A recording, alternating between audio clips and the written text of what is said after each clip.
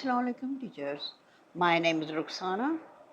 I'm your biology ninth class teacher and I have started that fifth chapter and the chapter name has cell cycle and our four lecture और now we start that मेटोसिस हम पूरा complete पढ़ चुके हुए हैं।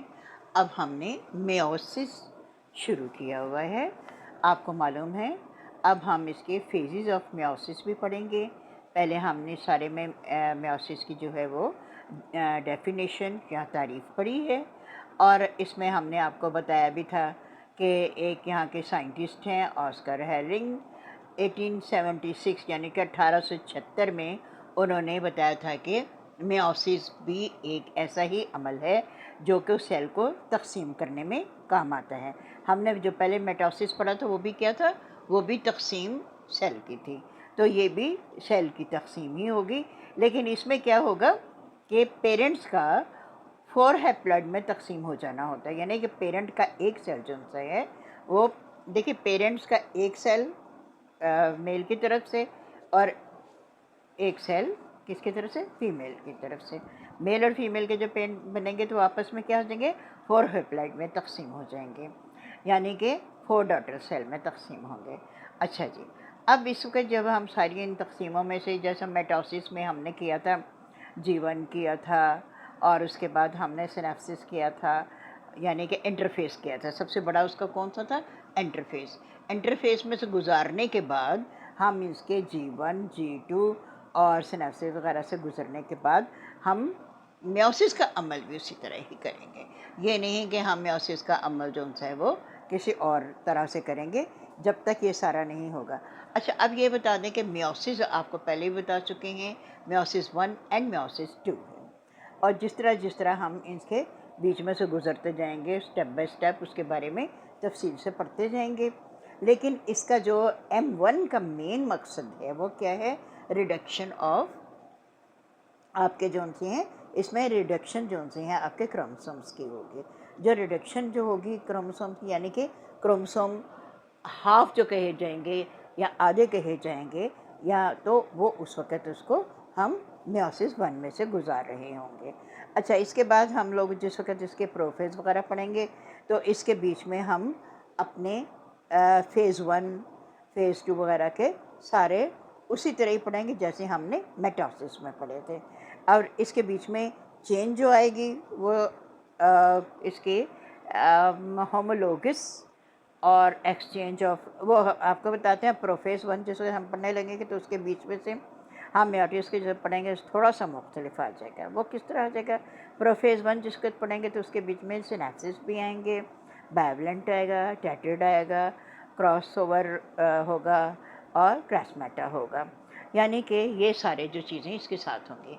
अच्छा, तो इनके अमल की वजह से क्या होगा, जब हम किसी भी जानदार के मतलब बात करेंगे तो हमें ये मालूम होना चाहिए कि जो क्रोमोसोम हैं वो क्या है, जोड़े की सूरत में होते हैं, यानी chromosomes are in the form of the pairs. ये हमेशा फॉर्म ऑफ द पेयर्स होते हैं और ये पेयर जो होते हैं इनको हम होमोलोगस भी कहते हैं। अच्छा, सबसे पहले बात तो ये और याद रखिए कि जो क्रोमोसोम्स हैं आम हालत में तो थ्रेड लाइक स्ट्रक्चर रेंडमली इधर उधर पड़े हुए होते हैं, यानी किसी में उसका जॉइंट नहीं बना होता, जोड़ा नहीं बना होता। लेकिन जिस वक्त सिनेप्सिस का अमल होता है तो क्रोमोसोम्स क्या होते हैं, जोड़े की शक्ल में तब्दील हो जाते हैं, जोड़े की शक्ल में तब्दील हो जाते हैं और ये होमोलोगस होते हैं। ये यहाँ पर याद रखिएगा। अच्छा, जब अब हम आते हैं अपने सही टॉपिक की तरफ, बाकी का जो है वो तफसील से आपको नेक्स्ट वाले चैप्टर में तफसील से बता देंगे कि हम जिस वक्त मेयोसिस का अमल शुरू करेंगे यानी कि प्रोफेज़ 1 करेंगे तो आपको मालूम है हमने मेटोसिस में भी सारा इसी तरह करते आए थे, यानी कि अपना इंटरफेस मुकम्मल तफसील से करने के बाद उसके बाद हम प्रोफेज़ में। अब यहाँ पर प्रोफेज़ 1 क्योंकि मेयोसिस 1 है इसलिए हमने प्रोफेज़ 1 किया है।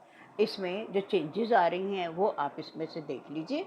सबसे पहले आपको ने न्यूक्लियर जोन से इसके एनवलप उसके गिर्द एक खिल बना हुआ होता है, आपने डायग्राम में देखा होगा। गुलाब सा बना हुआ होता है, एनवलप सा बना होता है, जिसके बीच में न्यूक्लियस पाया जाता है और साइडों पे उसके साइटोप्लाज्म होता है। तो न्यूक्लियस जो उनसा है वो क्या हो जाता है, डिसअपियर हो जाता है। सेंट्रियोल्स जो साइड पे होते हैं वो डुप्लीकेट होना शुरू होते हैं, बढ़ना शुरू हो जाते हैं।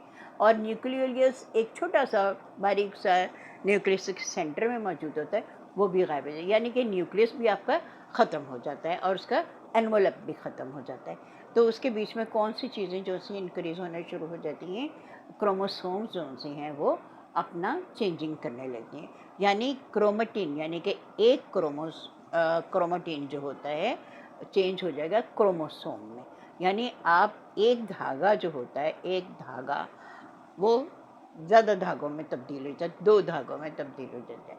सिनेप्सिस का अमल जो होता है ये क्या होता है, ये जिस वक़्त हम इसको इसमें से गुज़ारते हैं तो यहाँ ये पेयर बन के अमल करके एक दूसरे के साथ अटैच होकर, या यूँ कहना चाहिए कि जोड़े की सूरत में बन के ये बाहर आता है।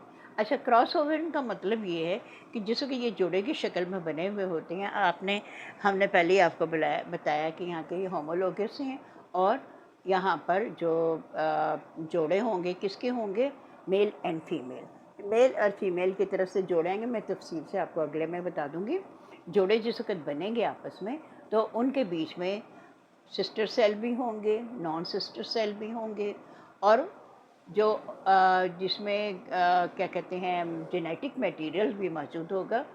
तो जेनेटिक मटेरियल जिस वक्त एक दूसरे के साथ एक्सचेंज करेंगे तो उसको हम क्या बोलेंगे, क्रॉस ओवरिंग बोलेंगे। क्रॉस ओवरिंग का मतलब ये है कि उन्होंने जेनेटिक मटेरियल को एक दूसरे के साथ तब्दील किया, जिसकी वजह से वो आपकी देखा जाए तो बहुत सारी मतलब बच्चे जो होते हैं, किसी के 5 हो, 10 हो, 8 हो, 15 हो, जितने भी हों, 2 हों, 4 हों, किसी की शक्ल किसी के साथ नहीं मिलती। उसकी रीज़न क्या है कि आपके जो सेल्स हैं वो क्रॉस ओवरिंग कर देते हैं और नए जेनेटिक मटेरियल्स बन जाते हैं, और नए बनने की वजह से नया ऑफस्प्रिंग यानी कि नई पैदाइश, इसलिए वो किसी से कोई चीज़ उसकी नहीं मिलती। आज के लिए इतने ही। अगले लेक्चर में आपको डिटेल से इनकी डायग्राम के सिलसिले में बताएंगे। उम्मीद है इतना को समझ आ गया होगा। अल्लाह हाफिज़।